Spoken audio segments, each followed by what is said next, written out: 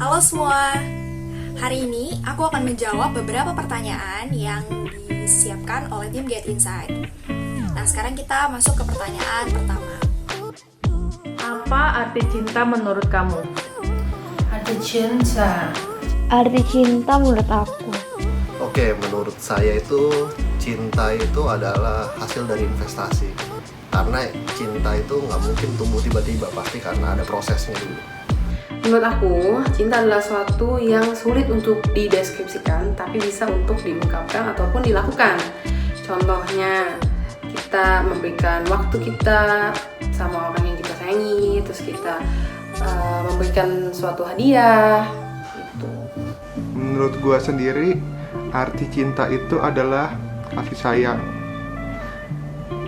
Menurut gua, cinta itu hadiah yang Tuhan kasih buat manusia. Dan cinta tuh nggak cuma bicara sekedar perasaan bahagia ketika kita ngerasain jatuh cinta. Tapi di dalamnya itu ada kerelaan hati, ada pengorbanan, ada kelemah lembutan, dan masih banyak lagi. Cinta itu Menurut aku, cinta itu kasih dengan butuh pengorbanan. Kalau arti cinta sendiri menurut aku itu adalah usaha seseorang untuk menerima orang lain apa adanya. Itu mencakup kelebihan dan kekurangan orang lain tanpa menghakimi orang itu. arti cinta menurut aku adalah sebuah kasih. cinta itu susah sih dijelasin, kayak susah untuk didefinisikan gitu loh. Tapi kita bisa rasain itu. It's all about giving, memberi.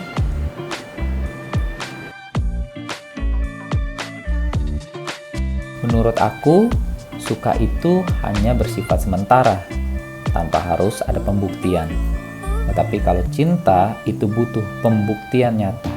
Seperti Tuhan Yesus mati di kayu salib untuk membuktikan cintanya kepada kita.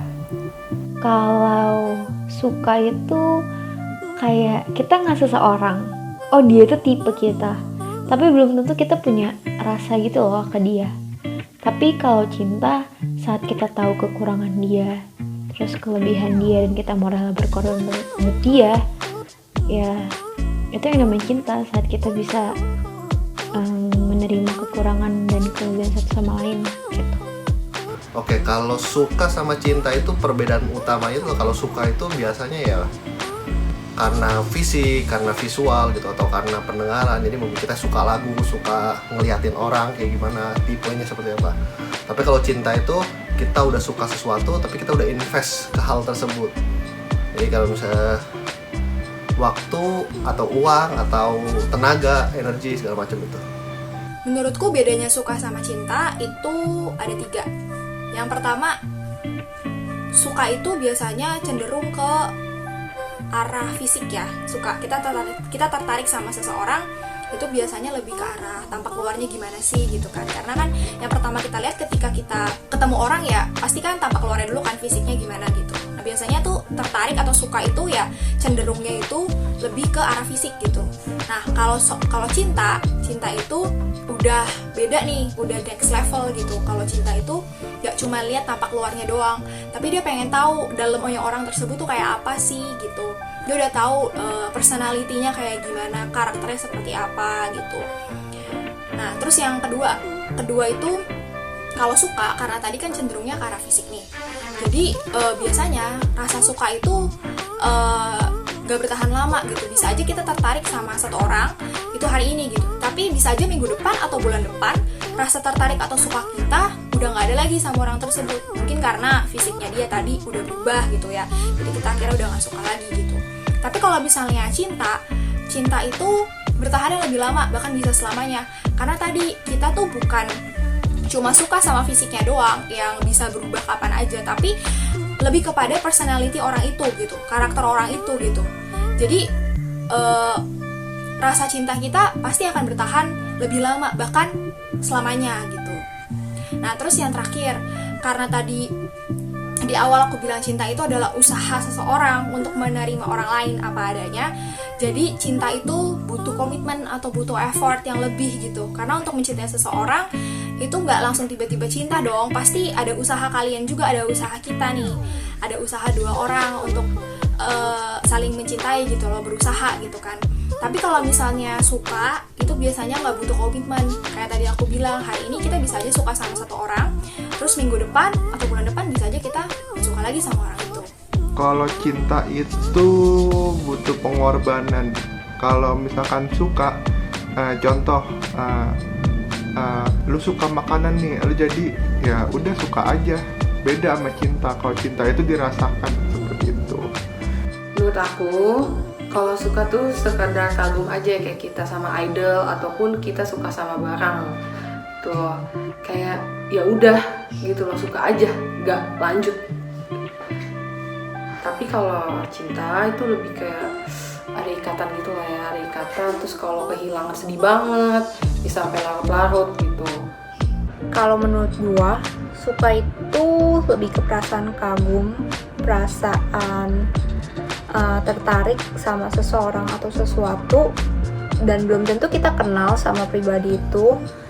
Kayak misalnya ketika kita suka sama idola kita, ya mungkin kita hanya sekedar suka karena dia cantik atau dia ganteng, atau mungkin karena suaranya bagus.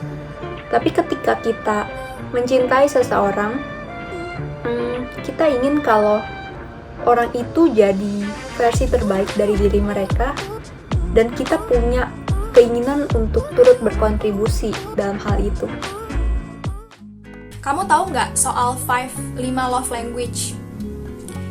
Di sini ada word of affirmation, quality time, receiving gifts, acts of service, sama physical touch. Tahu dong, aku juga udah pernah ikut tesnya. Kalau 5 love language saya tahu. Tahu. Ya, aku tahu. Untuk love language sih jujur nggak tahu. Aku pernah cari-cari di Google gitu kan, love language aku tuh sebenarnya apa sih? Cuman aku masih kadang agak bingung gitu, love language aku apa? Tapi yang aku tahu kayaknya receiving gift sama acts of service. Itu saya lebih ke arah physical touch sama act of service sih. Quality time. Kalau aku lebih ke quality time. Alasan itu karena kalau buat aku waktu itu lebih berharga gitu loh. Kan kalau kita diskusi sama orang, kita cerita sama orang, itu kan kita saling mengenal satu sama lain. Dan menurut aku itu artinya dia udah respect aku, dan dia artinya ya peduli gitu loh. Yang paling dominan adalah attack or service. Quality time. Kalau aku love language yang paling dominannya itu quality time. Physical touch.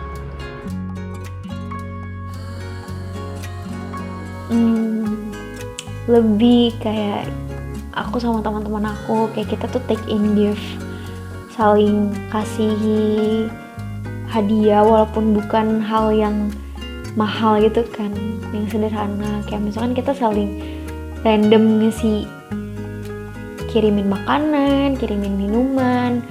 Aku masakin makanan sehat untuk suamiku, dan aku selalu mengingatkan dia dan menyiapkan untuk dia air minum putih, karena dia itu kerja lebih banyak di depan komputer, jadi kurang minum air putih.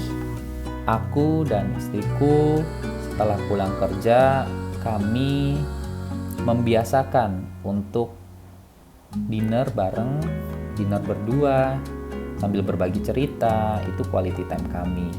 Dan khususnya sebelum tidur, kami pasti berdoa bersama.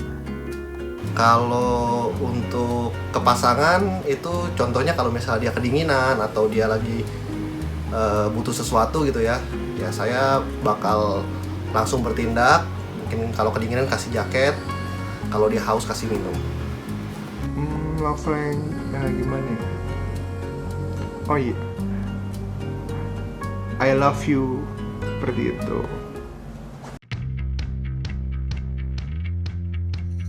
penting. Tapi kalau nggak sama juga nggak apa-apa, karena kan bisa saling ngelengkapin. Iya nggak sih? Sebenarnya menurut aku nggak penting sih. Alasannya kenapa? Karena kalau love language sama itu kayak bosanin sih menurut aku ya. Dia tuh kayak jadi kita saling bisa ngebosenin karena udah tahu gitu. Udah bisa sama gue ini, lu juga ini gitu. Cuman kalau temen menurut aku love language-nya sama itu asik gitu loh. Tapi kalau untuk pasangan menurut aku lebih seru kalau berbeda. Misalnya kalau aku lebih ke quality time, dia lebih ke receiving gifts kayak gitu. Lebih asik. Oke, kalau misalnya pasangan ya, kalau bisa sama sih bagus banget ya. Soalnya jadi sama-sama gitu jadinya. Jadi kalau misalnya dia maunya apa, kita juga ingin diperlakukan seperti apa. Dan dia berlaku itu misalnya kalau sama-sama physical touch ya, pegangan tangan itu jadi ya sama-sama enak aja jadinya nggak ada miss.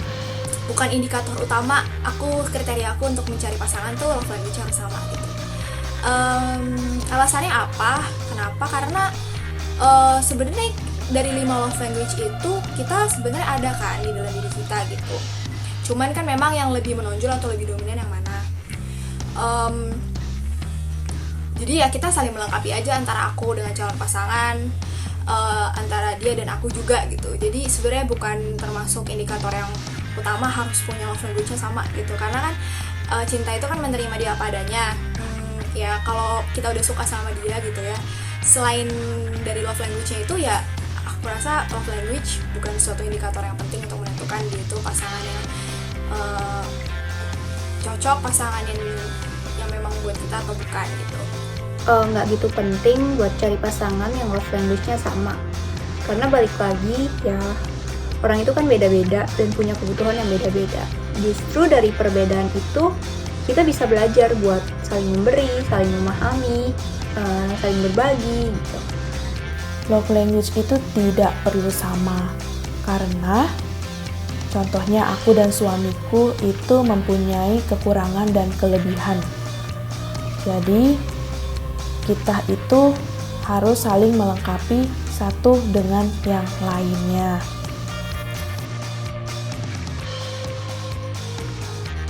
Kalau aku setuju, cinta itu butuh pengorbanan. Sangat setuju. Menurut aku cinta itu pasti sih, itu udah pasti udah include banget ada pengorbanan. Contohnya pengorbanan apa aja, bisa dari uang, bisa dari waktu, bisa dari tenaga gitu loh. Pasti sih. Ya, aku sangat setuju. Contohnya seperti Tuhan Yesus menembus dosa kita di kayu salib. Setuju banget.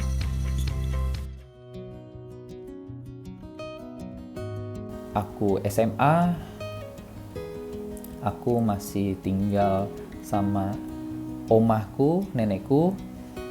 Aku dan nenekku tinggal di daerah Tangerang. Setiap hari Minggu pagi, aku harus bangun jam 4 untuk mengantarkan omahku ke Jakarta Pusat. Kebetulan omahku itu pelayanan di satu gereja di Jakarta Pusat. Jadi kebaktian pertama jam 6 pagi harus standby, sudah ada di tempat. Gitu. Itu adalah menurutku adalah salah satu pembuktianku cinta kepada omahku, nenekku. Dan waktu saat-saat terakhir pelayanan omahku, aku masih sempat mengantarkan dia sebelum dia dipanggil Tuhan karena penyakit kanker di 2018. Jadi ini aku akan ceritain soal perjuangan mamaku dulu waktu ngelahirin aku. Jadi aku itu anak kedua dari 3 bersaudara. Saudaraku semuanya perempuan.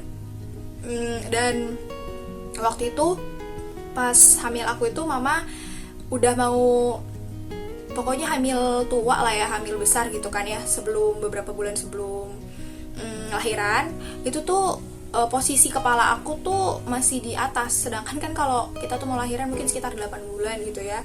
Itu kan pas usia kandungannya 8 bulan gitu, harusnya kan posisi bayinya itu janinnya udah di bawah, tapi posisiku tuh masih di atas gitu, jadi istilahnya bandel gitu. Nah sampai akhirnya tiba gitu ya, aku mau lahir nih gitu ya, dan ternyata posisiku juga masih di atas gitu. Jadi ya mau nggak mau karena udah pembukaan juga ya mesti lahiran gitu kan, karena aku udah mau keluar gitu.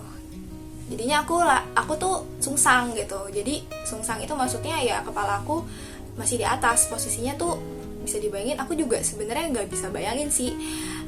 Jadi pas mama cerita, aku juga kayak kok bisa ya mam aku lahir posisinya begitu. Jadi katanya mama aku tuh lahir pantat duluan keluar.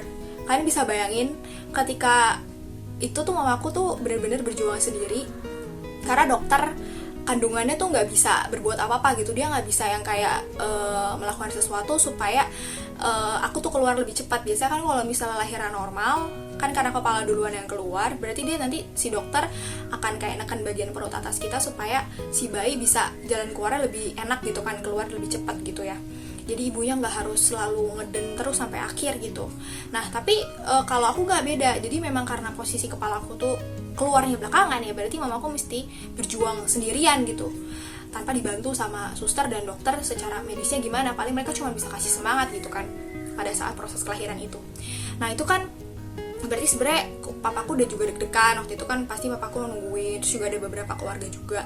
Nah itu jujur aku ngebayangin pada saat proses kelahiran itu ngerasa bahwa betul-betul ya mama tuh cinta kasih seorang orang tua aja bisa seperti itu gitu sama anaknya gitu. Bahkan dia pengen sampai anaknya tuh bisa keluar dengan selamat. Even mungkin ya beberapa kasus yang lain kan ada sampai ibu orang tuanya nggak bisa selamat gitu, tapi anaknya selamat gitu kan, karena mungkin kehabisan darah atau faktor-faktor yang lain gitu. Dan pada saat ngelahirin aku juga tuh prosesnya tuh antara hidup dan mati gitu kan. Jadi suatu anugerah banget ketika aku bisa lahir dengan selamat, dan mamaku juga sehat-sehat aja puji Tuhan sampai hari ini. Dan itu semuanya juga balik lagi, semua kalau bukan karena kasih karunia Tuhan, aku nggak mungkin bisa ada, mamaku juga nggak mungkin bisa sampai melahirkan aku dengan selamat gitu ya, sehat gitu. Karena fun fact juga, di tengah-tengah operasi tuh lagi mau melahirkan, mamaku udah gak kuat. Terus mamaku minta dokter untuk kayak, dok bisa nggak ubah aja jadi sesar, operasi aja gitu, nggak perlu normal. Tapi karena udah di pertengahan proses kelahiran ya nggak bisa kan, jadi mesti sampai akhir, kamu mesti berjuang sampai terakhir gitu loh. Bukti nyata yang sering terjadi adalah ketika Winnie Audrina pakai baju atau barang baru saya gitu, saya akan berusaha semaksimal mungkin untuk mengampuni, untuk yaudah mungkin dia lagi nggak ada baju atau bajunya sobek atau dia lagi buru-buru kali ya gitu. Misalnya ya aku sama teman, aku misalnya ada ulang tahun gitu, kita pasti patungan, kasih hadiah, surprisein gitu. Bisa aku dari Serpong ke Jakarta buat datangin cuma buat ngabisin waktu bareng-bareng kayak ulang tahun bareng gitu loh. Itu kan salah satu tunjuk kasih sayang kita gitu. Kalau dari pengalaman gue, ketika gue mengasihi seseorang, ketika gue mencintai seseorang, gue lebih berkorban ego. Contohnya aja ketika gue dimarahin sama orang tua, ya walaupun mungkin gue nggak salah gitu ya gue pengen banget ngelawan, gue pengen banget ngejelasin, gue pengen banget marah balik atau kesel gitu kan. Tapi itu gue redam, gue nggak turutin apa yang gue rasain. Ya sebagai bentuk gue menghormati mereka, gue menghargai mereka, gue mencintai mereka. Nanti kalau udah lebih tenang, situasinya udah lebih dingin, udah lebih adem, nah di situ baru kita diskusiin dan ngomongin baik-baik. Dulu mamaku itu pernah sakit, pembuluh darahnya pecah di otak sebelah kiri. Nah, dan harus dirawat di rumah sakit itu kurang lebih 1 bulan. Aku sama ciciku itu jaga gantian, dan aku harus resign dari kantor karena kebetulan aku itu dapat untuk jagain mama itu dari pagi hingga sore. Dan kebetulan ciciku itu dia nggak bisa resign karena alasan tertentu. Tapi puji Tuhan hingga saat ini mamaku selamat dan bisa seperti sedia kala lagi. Tuhan itu luar biasa. Tuhan masih memberikan aku dan orang sekitarku kesempatan untuk mengubah kepribadian kita masing-masing untuk menjadi lebih baik. Ya aku harus bangun hubungan terus sama Tuhan sih, bangun hubungan sama Tuhan, baca surat cintanya Tuhan, supaya aku juga bisa ngerti gitu cintanya Tuhan buat hidup aku tuh kayak gimana. Dan banyak hal yang Tuhan udah sediain buat aku tanpa aku pikirkan, yang aku bayangin, tapi Tuhan tuh udah sediain yang terbaik buat aku gitu. Dan itu yang aku rasain, salah satu cintanya Tuhan buat aku kayak gitu. Cinta Tuhan tuh sangat luar biasa. Ya karena Tuhan itu selalu setia ketika gue gak setia. Tuhan itu selalu ada ketika gue jarang ada, ketika gue jarang cari dia. Dan yang uniknya, Tuhan tuh bukan Tuhan yang pemarah, yang ketika kita ngelakuin salah atau ketika kita nggak melakukan apa yang menyenangkan hatinya, terus dia kasih kita hukuman, dia kasih kita azab biar kita kapok. Menurut gue Tuhan gue tuh nggak seperti itu. Tuhan Yesus tuh nggak seperti itu. Tapi Tuhan itu adalah Tuhan yang lemah lembut. Tuhan itu Tuhan yang menegur dengan cara yang sangat benar, kalau kita bisa respon dengan cara yang benar. Jadi ketika kita mengalami suatu kejadian, ketika kita mengalami suatu hal yang mungkin pahit, ya mungkin aja itu hal yang kita tuai dari hal-hal sebelumnya yang kita tabur. Atau mungkin kejadian-kejadian yang kita pikir nggak mungkin terjadi, tapi coba deh di situ kita merenung, kita tanya Tuhan, apa yang Tuhan mau sampaikan dari kejadian itu. Dan pasti ada hal baik, ada hal yang membangun dari semua kejadian yang Tuhan izinin terjadi. Menurut aku cinta Tuhan itu dari kita melek mata aja itu udah cinta Tuhan deh. Karena kita masih dikasih kesempatan untuk memperbaiki diri gitu di hari yang selanjutnya. Karena kan kita nggak tahu kan kita mati kapan aja. Terus cinta Tuhan juga itu udah aku rasain dari keluarga aku gitu loh. Mungkin setiap keluarga nggak ada yang sempurna ya, dan orang tua juga belum tentu sempurna. Tapi bisa aja kalau kita bisa sampai saat ini tuh karena di keluarga itu gitu loh. Belum tentu di keluarga lain kita bisa kayak gini. Berarti itu cinta Tuhan udah kita rasakan tuh. Nah, arti cinta Tuhan dalam hidupku itu tak ternilai, priceless banget. Kenapa aku bilang tak ternilai? Karena dia itu seorang Tuhan gitu. Dia seorang Tuhan yang rela repot-repot jadi manusia, ninggalin tahtanya dia buat menebus dosa kita gitu, buat gantiin kita di kayu salib, mati buat kita gitu.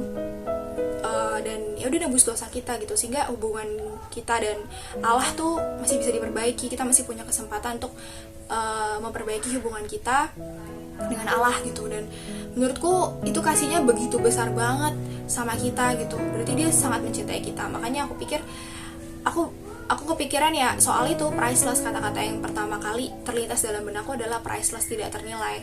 Karena kasihnya Tuhan, cintanya Tuhan dalam hidupku itu cinta sejati, bentuk cinta sejati yang sebenarnya, yang sesungguhnya gitu. Kayak sampai selama ini gitu, selama 25 tahun ini kayak bener-bener ngerasain maksudnya Tuhan tuh sayang banget sama aku tuh lewat keluarga aku bisa ngerasain lewat teman-teman, lewat orang sekitar, lewat saudara.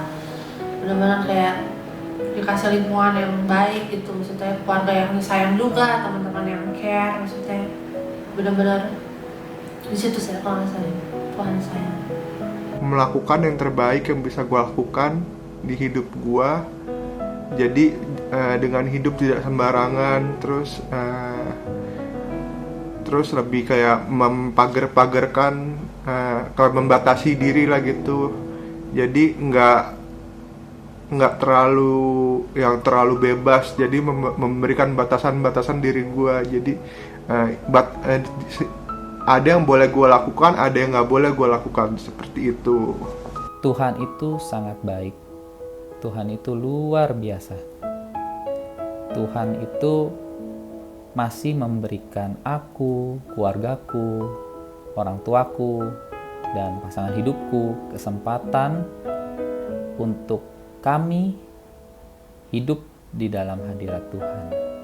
Walaupun kami masih belum berkenan, tetapi kami ingin belajar terus untuk hidup berkenan di hadapan Tuhan. Dan kami ingin berjuang bersama.